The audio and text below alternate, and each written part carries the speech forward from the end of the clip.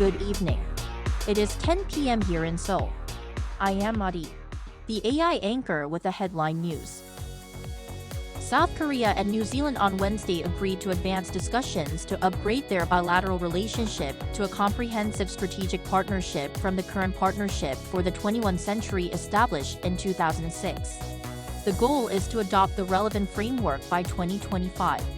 This came from a joint statement following a summit between President Yoon-Luxon and New Zealand's Prime Minister Yoon-Luxon held at the Yongsan presidential office.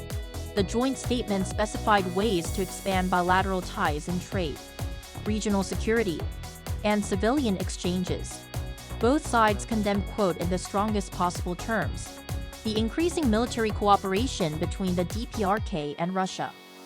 In terms of trade and economic cooperation, the two nations noted that it's been a successful decade since the Korea-New Zealand FTA came into effect, which has doubled the trade volume between the two countries. Economic dialogue was held in Seoul today between South Korea, the U.S., and Japan, aimed at strengthening strategic cooperation. Around 100 key figures, such as government officials and business leaders, including the chairman of the Hyundai Motor Group Chung Hui-sun, took part in the event. South Korea's Foreign Minister Cho Tae-ar, who also attended, said the three countries must increase investment with each other to create friend-shoring relationships.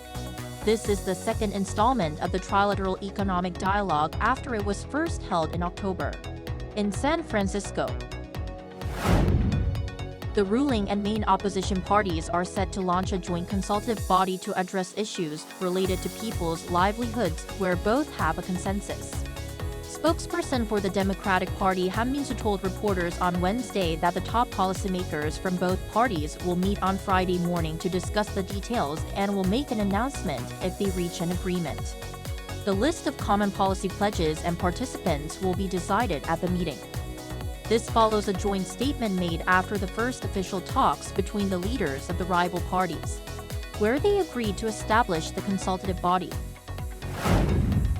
Russian forces have conducted deadly airstrikes in Ukraine, killing more than 57 people. The deadliest Russian airstrike so far in Ukraine hit a military educational facility on Tuesday, killing more than 50 people and injuring over 200, according to Ukrainian President Volodymyr Zelensky.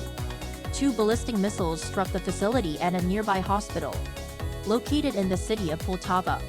In addition, on Wednesday there was another air attack on Ukraine's western city of Lviv, not far from the border with Poland, killing 7 people and injuring more than 30, according to regional officials. Meanwhile, U.S. President Joe Biden strongly condemned the missile attacks, promising continuous support for Ukraine.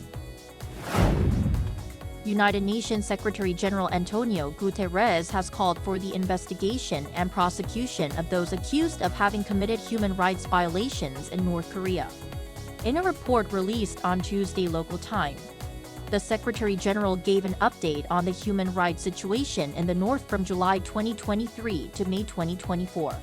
The report said during this period, there was a noticeable escalation in the repression of the rights to freedom of expression, information, thought and conscience.